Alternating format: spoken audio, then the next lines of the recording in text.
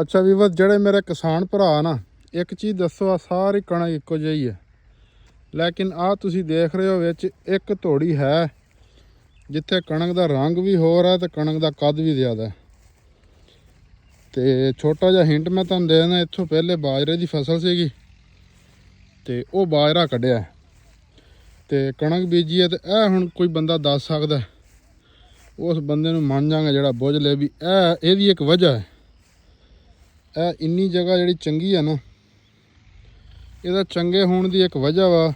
ਉਹ ਵਜ੍ਹਾ ਅਗਰ ਕੋਈ ਬੰਦਾ ਦੱਸੇ ਤਾਂ ਫਿਰ ਮੈਂ ਉਹਨੂੰ ਮੰਨਾਂ ਵੀ ਵਾਕਈ ਭਾਈਜਾਨ ਜ਼ਿਮੀਂਦਾਰ ਆ ਤੇ ਇਹ ਵਜ੍ਹਾ ਨੂੰ ਜਾਣਦਾ। ਇਹ ਦੇਖੋ,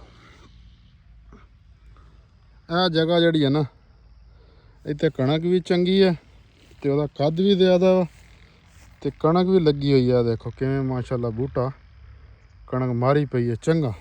ਬਾਕੀ ਜਿਹੜੀ ਕਣਕ ਆ ਉਹ ਸਾਰੇ ਰਕਬੇ 'ਚ ਇੱਕੋ ਜਿਹੀ ਹੈ, ਤੁਹਾਨੂੰ ਕਿਤੇ ਕੋਈ ਨਾ ਉੱਚਾ ਬੂਟਾ ਜਾਂ ਜ਼ਿਆਦਾ ਕੱਦ ਵਾਲਾ ਨਜ਼ਰ ਨਹੀਂ ਆਉਣਾ ਸਿਵਾਏ ਇਸ ਇੱਕ ਧੋੜੀ ਦੇ। ਦੱਸੋਗਾ ਦੇਖਾਂ।